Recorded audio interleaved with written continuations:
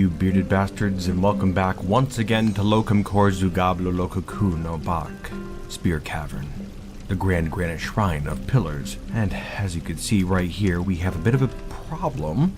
It's a giant agitated lizard that just charged into the fortress and began trying to attack our dwarves. Doesn't seem like we're having much trouble with it, which is excellent. Yep, there we go. Put down by Wisp, Whack, and Queen Bee. But that does put a few of our recent concerns straight to the forefront of our minds, doesn't it? Those damn animals. We've really riled them up, haven't we? Right at the current moment, it's the 9th of Limestone, early autumn of 144, which means we've been here for 28 years now, and we're just coming up on our 29th actually. Everyone is doing relatively well at the moment. We have a couple of mildly unhappy faces, Pop and Wisp as per usual, but they've been doing a lot better these days, so I'm not too terribly concerned about it. Stuff like this is what our concern is. These giant animals. It would be helpful if we can catch a break, but at least they seem to be relatively easy to deal with for the time being. Okay, yep, that's our primary concern right now. Before we talk about anything else, we have to figure out a way to deal with these animals.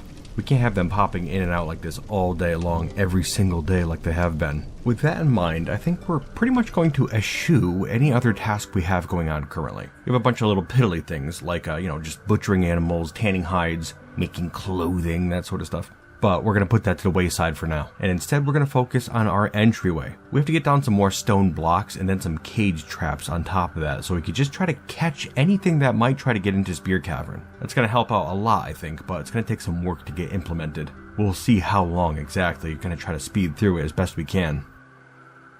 Okay, here we are. It's going well so far, and things are quieting down in the swamp, thankfully. It's the 9th of Moonstone right now, early winter, so a couple months have passed. But I figured we'd take a second to look down in the fortress. We have a couple of visitors right now. One unfamiliar face, a goblin, and one quite familiar face, a goblin, Erdem, the monster slayer Deathstalker, who seems to be doing very well, surprisingly.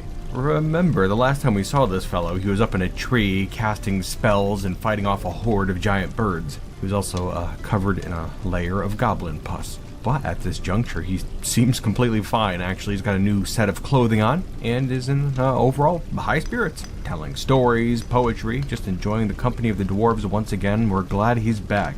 And having a look around, I don't know where that other goblin went to. They look to be gone. I didn't even catch their name. Kivish? Actually, that might have been their name, Kivish. I think they were a poet, but I guess it doesn't matter. They might return at some point. Anyways, just figured I'd update about Erdem. And now regarding our dwarves, we have Emmy over here, who we are making do chores for once. She's getting a bit older now. She's 16, and in a few years, she's going to be a full-grown adult. She's going to have to start pulling her weight, and we could really use a hand with things around here these days, just with everything we got to get done, you know? But I'll tell you what, she is in extremely high spirits about it. I think she kind of likes doing chores, actually. Gets her out of her room a bit. Seeing the fortress, maybe building a bit of a sense of purpose. It's good to see. Real dependable dwarf. All the kids are pulling their weight, actually. We have little Pack over here. She's now 1 year old and is able to toddle around the fortress and help haul materials around to stockpiles. At 1 year old, yeah, she's got some mechanisms right now, just throwing that in the stockpile over here. There you go. We're not gonna keep them doing chores for too long. We just really need their help right now, you know? Also trying to keep a close eye on them so they don't wander too far out into the swamp while they're doing chores. That could be really dangerous for them. Wouldn't want to risk their little lives. We do have Quill over here too, who is also supposed to be doing chores, again at 1 year old, but doesn't seem to want to do any chores. Just kind of playing some make-believe games over here at the water's edge. Gotta be careful over here, my friend. That could be very dangerous. If we got attacked by giant animals and something came in and startled him, he might fall right into that water. In fact, this water out here is one of our main concerns, I would say. What with those animals coming down into our fortress? Anybody could be knocked off a bridge or a walkway straight down into that water, and there'd be nothing we could do at that point. You be careful out there, kids, huh? Please. Of course, we're not gonna have to worry too much about Glim for a while yet. Still being carried by his mother, you see. He's perfectly safe in our arms, for now. But soon he'll be walking around the place just like his brother. Grow strong and learn well. Your journey has just begun. Now then, we still have a ways to go up on the surface here, and we should really be taking advantage of this downtime between bird attacks. So we're gonna get straight back to that. Just a moment. And there we have it. It actually took a lot longer than I thought it would. And I mean, I guess you could see why. Sort of underestimated the work there was left to do. That's an awful lot of stone blocks we had to put down. And then to get all those cages set up too, My goodness. Not to mention, if you look here above, we have a whole ring of cages up here now as well, kind of in alternating spaces from the ones below. That should create a sort of effective barricade against birds, which haven't attacked again, by the way. Not too sure what's going on with that, but we're glad for it, that's for sure. We do want to catch some more animals, of course, but getting some breathing room is pretty okay too. Something of concern here, I just happened to look down in Spearcavern, and we have Stackhut dressing a wound. And it's a wound of Quill, Queen Bee's kid there. I don't know what happened to him, which is concerning. Oh, but you know, actually, having a look, it seems he got in a fight with a giant buzzard. Wowee, that is something. My goodness, a giant buzzard. I'll bet it was one of ours, actually. The crab's been having some trouble keeping those things tamed well enough. Not too sure what's going on. He hasn't been in the best of moods lately. Actually, a lot of our dwarves aren't in the best of moods currently, which is a big turnaround from recently when we had that big break. And the ones who aren't doing so great are, of course, Wisp and Pop, but also Boggy, Gutter, and the Crab aren't doing so well either, which is unusual. I will bet it has something to do with those bird attacks. They all seem to start going downhill after that started happening. Of course, I'm sure it didn't help that we started getting all those plans in place, all the stone blocks and cages done, right when those birds started attacking. So, I'm thinking maybe we are in for another downtime. Might be a good idea, don't you think? I mean, I suppose that's what we said we were going to do, right? Get those cages done and then take another break? Might as well hold ourselves to it, huh? Alright, dwarves, what do you think? Time for a break? Let's do it. It has been quite some time since we took that last break, too. Hell, I think when we did that time jump to finish up the bird cages up top, that was nearly a year that took. That by itself. So yeah, I think we're due for another big break. Right at the current moment, it is the 27th of limestone, early autumn in 145. And yeah, I think we'll have ourselves a break. How does that sound? Well, let's get to it, dwarves. Time to settle down. In a moment, at least. Having a quick look below ground here, and you can see a jeweler's workshop where Pop has been working. She's been cutting some fortification agates, because we have a little something we want to put together for one of our dwarves. A bit of a birthday present, that is. You see, it's Gutter's 100th birthday this year. Quite a landmark for any dwarf, really. 100 years old. Very impressive. It's going to be Pop's 100th year next year, so we still got some time to plan for that. But yeah, she wants to make this very special for him. She's been cutting some of those fortification agates, which are one of Gutter's favorite types of gems. And she wants to put them in a pedestal, a bauxite pedestal, his favorite type of stone. And of course Gutter knows something's going on. We're not being too secretive about it, but it's fun to just mess around with them. We have Boggy over here grabbing some garnierite ore, something we don't typically mess around with too much here in Spearcavern. It's an ore of nickel, which is, again, one of Gutter's favorites. We're going to get some of that smelted up into bars, and then we're going to take that nickel and stud it into a masterwork steel shield, which was just freshly forged by the crab. It should make for a very nice gift. We haven't been doing that much fighting these days, so that's why we're making the pedestal too. But when he does finally go into battle, it'll certainly instill some fear and possibly awe into his foes. Actually, this is pretty cute right here. We have Boggy smelting this nickel next to Pack, who's just kind of watching along. Have to imagine it reminds Boggy of when Emmy was very little, huh? She is growing right up, isn't she? Anywho, yes, back to it. Yes, there we go, Glimmer. Thank you, my friend. Yes, Glim is walking around now, just taking his first steps, and performing his first duties. What a good little dwarf. Right to work with you. And now he's playing with a jet toy axe down here in the Drunian pen, the filthy Drunian pen.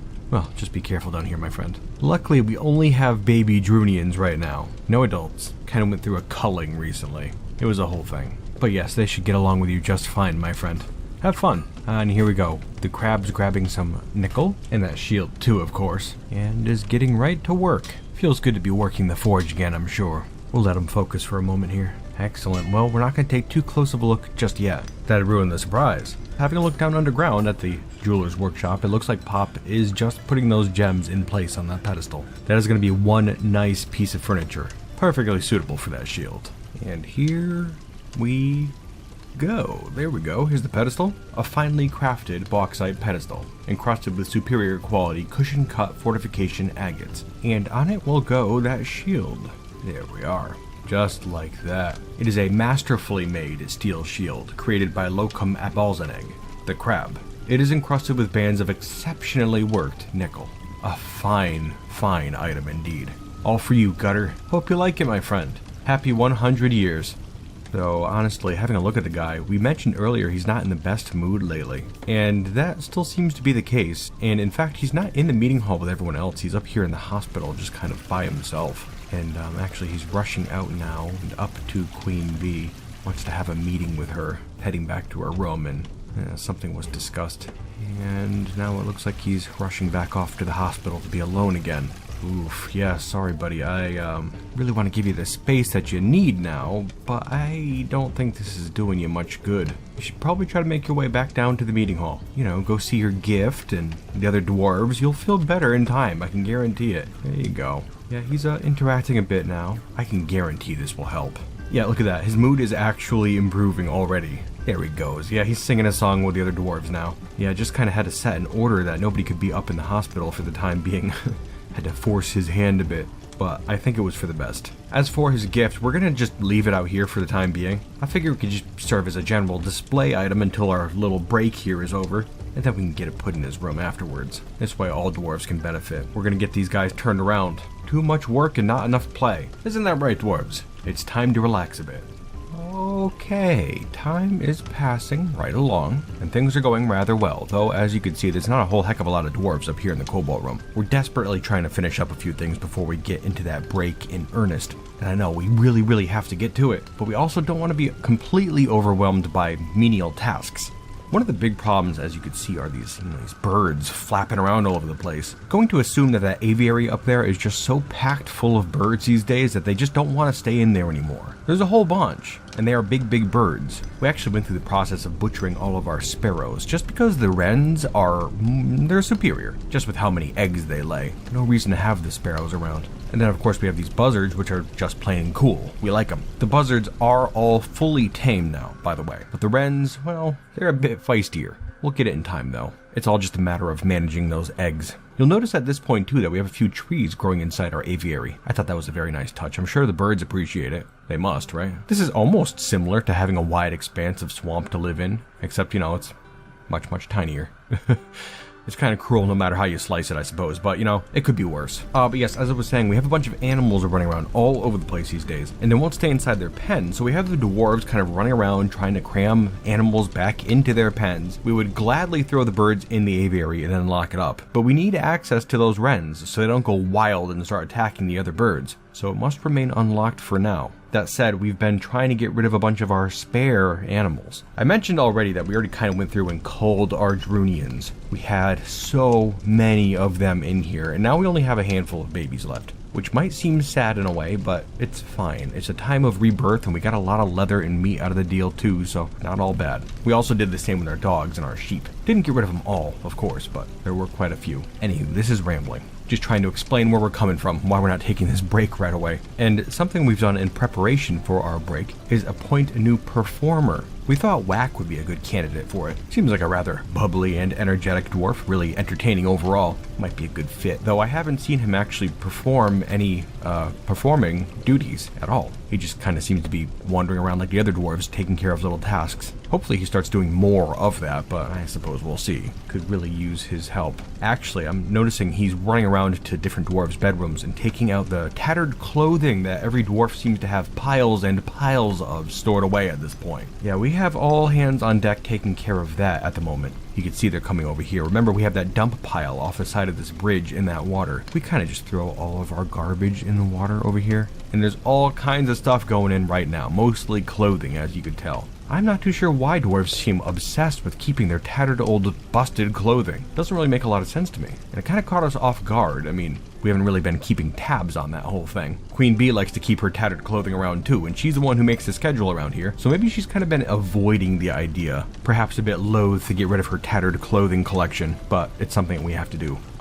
Yeah. I say all this just to get the point across that we've been doing an awful lot here, and we really haven't taken our break yet. And just to kind of drive the point home that a lot of time is passing. At this point, it's been nearly 2 years since those birds have been attacking us in droves. Emmy at this point is 18 years old. No, she's not a full-grown adult quite yet. Not quite. Still playing with her toys and playing make-believe. Soon enough though, little dwarf. Shouldn't be in a rush, of course. Though I am noting that recently she's been saying some interesting things. She's insisting that people should listen to her more. Additionally, it seems she feels that we grow best as a dwarf fortress through debate and struggle. I find this pretty interesting. She's lived her entire life in relative comfort, hearing stories of the old days, of her mother, the warrior who led us here to hunt monsters. Gotta wonder how this has affected her. It seems she's getting a bit antsy maybe. Wants to reclaim some of that glory. I find that very fascinating. Wants to walk in her mother's footsteps a little. We're gonna have to put some thought into that. As a fortress, that is the reason we came here, isn't it? To carve our own place out in legend. Maybe that time is returning. Yes, we'll have to do some big thinking over that idea. One thing we've rarely touched on since cloistering ourselves away in Spearcavern is how dangerous the caves outside sound. It seems the caves surrounding Spearcavern have become a bit of a nexus for forgotten beasts. Constant rumbling and fell squealing. Just echoes behind those walls. Piles of carcasses, corpse stink seeping through. Yeah, it's sure to be a mess out there. I'm glad they haven't broken in. Yeah, we'll have to do some thinking. It might be worth it. Huh. Yeah. But until then, dwarves, let's see if we can get those moods turned around through some relaxation, huh? It looks like our chores are done for now, so let's get to it. Grab a drink and sit back, dwarves. Let's enjoy ourselves. Okay, time is cruising on forward. And as you can see at the moment, we've changed things up a little bit. We had spent a few months up in the meeting hall just trying to rectify things with our moods. Drinking, having fun, that sort of stuff, you know. But it didn't really have a very quick effect at all, so we decided to change things up a little bit. We decided to open up our library once again. And this time, we're kind of making all of our dwarves be scholars. I can't imagine every single one of our dwarves be down for it, but it might be nice. We have a bunch of fighters here, scrappy dwarves, hard-working dwarves, but we aren't very learned at all. Thought maybe we can use some time kind of debating and discussing things. Might be good for us, you know? At the moment, actually, all of our dwarves, every single one of our dwarves almost, is discussing the topic of reproductive behavior in creatures. Fascinating that they would pick that one topic. Well, again, it's good we're learning stuff, right? Who knows what might come of this. Also, you'll notice up here we have a human scholar here visiting as well. Peklod. They seem an okay sort. She's been discussing various topics with our dwarves as well. And it's good to get extra voices into the mix, changing up things with ideas and whatnot from other cultures. Peklod here is from the Oceanic realm, the humans who we deal with regularly. And actually another interesting note is that her father is Stroha. Stroha was one of the first visitors that came here to the fortress after we opened up the Cobalt Room, a monster slayer who tried to take on Rofa and failed miserably. You may remember he was an older fellow, a sturdily built fellow with a hammer, I believe. He went out and fought mightily with Rofa, but he ultimately fell. It seems that Peklod here doesn't bear any ill will towards us dwarves for that. And actually, having a look down here, it looks like we have another human here, just popped in. Epxa Agalini, an 84-year-old human scholar. Seems to have bent the discussion towards migratory patterns, perhaps a change after seeing our lovely birds up top. Yes, I suppose having these interesting birds kind of crammed into that aviary up there might make for some unique research tools, right? Hadn't even considered that before now. Well, we're just gonna leave the dwarves to it. They can research and discuss till their heart's content. Hopefully it'll do some good, and I'm kind of really hoping that they end up writing a book or something. That's one of the reasons we made them all scholars, because some dwarves just don't really like writing all that much, but other ones do. We want to see if anybody has any aptitude for that. Our fortress should leave some knowledge to the world, right? I think that'd be nice. You know, I suppose that makes sense that Queen Bee would order all the dwarves to be scholars, maybe trying to influence Emmy a bit as she comes into her own. Emmy, we could see right here, is playing make-believe, but she's also been given some scholarly duties. Her first official work orders as a grown dwarf, though it doesn't seem like she's too terribly interested in heading down to the library and learning anything. Playing games up here by herself. And now is going downstairs and rendering some fat. Yeah, she's always been one to get her hands dirty more than anything. Athera Etha is a big world. There's a lot to know. Exciting things to know too. You'll see soon enough, Emmy. Now then, as a quick aside, we're going to step out of our library, and over here, underneath the crab's quarters, where we could see his metalsmith's workshop. We've been collecting gold bars for a while. We do have gold available here, but it's all out in the caves right now, which are, it's a bit dangerous. Anywho, we just recently used what we had to make some coins. Our first coins ever minted here in Spearcavern. I figured we could have a look at those. We gave the crab creative freedom to do whatever he wanted with them. And so let's have a look here. Well, we have 2,000 of them, quite a bit, gold coins as we said, and it's an interesting design, I feel. On the front of the coins is a well-designed image of cave dragons. Cave dragons, we've never seen those here, and hardly any tales exist of them even. Basically a mythological beast. They are supposedly out there underneath our feet, but only ever rarely seen if legends are to be believed. Fascinating. Well, if we turn the coin around, on the other side we could see that it bears nothing. There is nothing at all, which is interesting. On one side we have an image of cave dragons, on the other side it's nothing.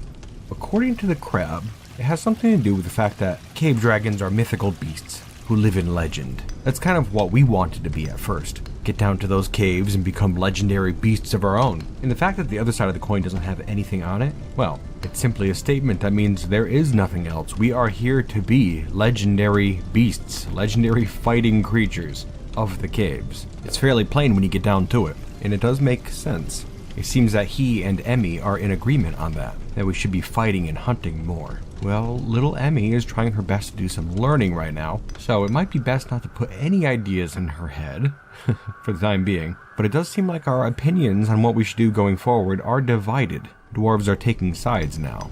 Well, back down here in the library, as you can see. I really didn't expect to get any writing done, but here we are. We have our first written quire, made of pond grabber parchment. Written on the item is a manual entitled An Introduction to Belief, authored by Kogan Ushatosas. Gutter. It concerns the nature of belief. Well, it's kind of a broad subject, isn't it? What a thoughtful dwarf. Interesting to see this side of him. The quality of the writing leaves something to be desired. It hopelessly meanders, and it is utterly disjointed. Overall, the prose is not awful, but not very good either. Well, you know, it is our first book, so gotta have some respect for it, right? And really, it's not that bad when you get down to it. Glad to see somebody writing. Oh, you know, this is interesting. Very cool. It looks like Emmy has traveled down to the library at some point, and after a little bit of learning, it looks like she's become an apprentice, and our chief medical dwarf, Gutter, is her master. Huh, that is very intriguing, and probably pretty good too. Gutter is our only trained medical dwarf in the fortress, and really has always been a very light-hearted yet stoic dwarf. Incredibly knowledgeable too. Proud to see Gutter taking her under his wing like that. I think it's gonna work out great. Hopefully teaches her some good lessons too. That would be good, wouldn't it? Love to see it. Well, dwarves, we're gonna leave you to it for a bit. Get some more reading done, some more research. Good luck with your studies, my friends.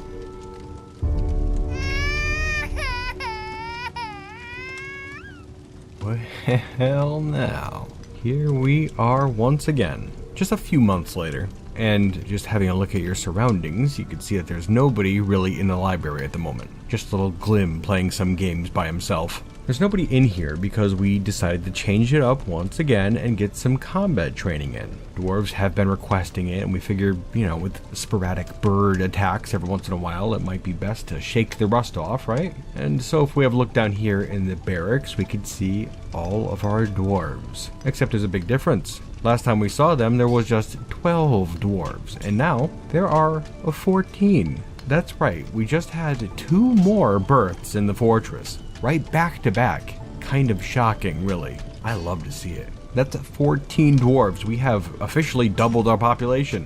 Anywho, enough chatter. Down here we could see the slightly older baby, a little girl, and her name is Tekka de Zenagarib. But her parents have decided to nickname her Glass. Her parents being Queen Bee and Boggy.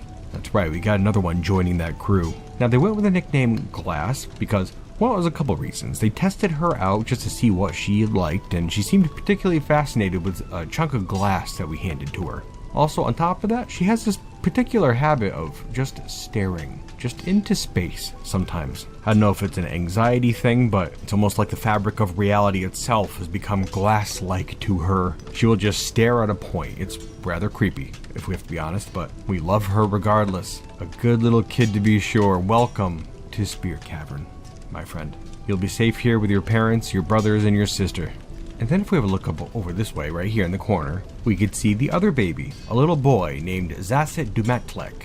Got his mother's nose for sure. This here is the latest child of Stack and Whack, and now brother of Sister Pack. Now, when this guy was born, his parents quickly realized they ran into a little bit of a problem. Their naming conventions, the whole rhyming monosyllabic name thing, how many acts could you have, really? We got Stack, who started the whole thing. Whack, who followed because he's energetic and is a waxworker. We have little sister Pack because she likes alpacas. And this kid here was dubbed Slack because he's kind of lazy, a very sleepy baby. But that's okay. He's gonna grow strong, that's for sure. Gotta get that rest in. Got plenty to do around here. Lots of work, lots of learning, lots of fighting, maybe. We'll have to discuss that a little bit, but first, a rundown. The dwarves in our fortress. There are 14. We have Pop, we have Gutter. Those two are an item, they've been together for years. No children. Then we have the Crab, who's with Queen Bee. They're in a relationship, have been for years. No children. We have Wisp, who used to be together with the Crab, but is not anymore. But is now in a relationship with Boggy. No children. And then we have Stack and Whack. They came together and were married. And they have 2 children. Older sister Pack and younger brother who was just born, Slack. And then of course we have our big family, Boggy, who's married to Queen Bee. And they have 4 children. Boggy's daughter, Emmy, whose mother was Tinny, and whose stepmom is Queen Bee. And then we have the 3 other children from oldest to youngest. Quill, the eldest boy, Glimmer, or Glim, the younger son. And now, Glass, a little baby girl. Pretty wild, right? Gonna get harder and harder to keep track of all these dwarves over time if we keep going like this. But you know, that's a good problem to have, I say. What's not a good problem is defending all these children and babies. And unfortunately, we've realized it for quite some time. But after Tinny's death, we kind of made full retreat out of the caverns, and some dwarves left behind their masterwork steel equipment, and it's still out there. So all these years, we have not had access to a lot of that stuff that we made so long ago. Right now, you can see we have some dwarves down here making some charcoal, because we really want to make some new gear. Full masterwork sets and maybe some spares too. That would be nice. Gotta think about the future, right? We have 2 times the amount of dwarves now. They're all gonna need equipment down the road. That said, another problem we are realizing we've run into is, well, where we're gonna put all these dwarves. We started out with 7 of these main chambers, a little compound for each of our starting dwarves. But as time has gone on, we've really kind of filled up. I think what we're gonna do is make it a rule that if 2 dwarves get married, then they have to share one of these compounds. That makes things a little bit easier. Going around the perimeter here, we have a place for Wisp, right up here, and then one for the Crab right below. This one down here in the corner is Queen Bee's, but she's married to Boggy now, and she's our expedition leader. So I think we're going to reclaim this one. And then right next to it is Boggy and formerly Tinny's quarters, but this one here is going to belong to Boggy and Queen Bee now. They're going to share it. And next to them we have Pop's quarters. Continuing on, we have Gutter, and then right up here, this one was empty, but we gave it to Whack and Stack when they moved in, so this is theirs. Also, remember too that down below right here we have Emmy's quarters. Just a little room. She's gonna need something more appropriate as she comes into adulthood though. We're gonna have to figure something out, aren't we? If we wanted to keep things symmetrical, I suppose we could just reclaim this middle quarters right here and expand things out that way, couldn't we? Maybe make an entire new copy of this current layout just down to the south. That would be an interesting idea, something to think about. You know, I think that might end up being what we do. Yeah, that could be a good idea. We'll put some more thought into it, but we're gonna have to act quickly, aren't we? They don't stay children forever. Isn't that right, Emmy? Alright, well, seems we have our heading, and so we should get straight to it, shouldn't we? Time favors no dwarf. Oh my goodness, here we go again. Oh baby, what is going on around here?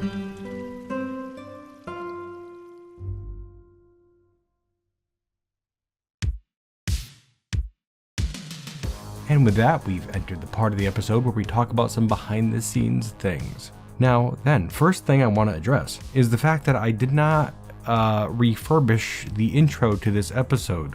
What I was doing before is like touching up the intro by like, you know, adding new dwarves and stuff in. Like when Emmy was born, I added her into the intro. And so there could have been a couple of folks watching this episode who expected to see a couple new babies jumping around in the intro, but I didn't do it. It takes so much time, and realistically, I've been struggling to keep my deadlines lately. And on top of that, I mean, my goodness, we've had all kinds of babies born this episode too. I'd have to go and touch it up again, wouldn't I? No, we're just gonna keep it like it is. And maybe down the road, I'll just do an entire new intro again. We'll see. I hate to not do anything, you know? But I figure as long as we're rolling, then there's always gonna be a chance to do something with it, right? No big rush. Anywho, yeah, that's a lot of dwarves. I can't believe we've effectively doubled our population, +1 as you saw at the end of the episode there. We're not going to go into too much detail right now. I mean, as you can see, we've reached the end of the episode, I'm talking about some behind the scenes things, but each baby's got to get their appropriate amount of spotlight, right? Didn't want to cram that little baby into the last couple of seconds of the episode, you know? Now then, so we have 15 dwarves in the fortress now, which is cool. It's very, very cool to see our population growing like this, but it is also kind of a problem. Just because most of these new dwarves that we have are from the same family, you know? They're not going to be able to have children just between themselves.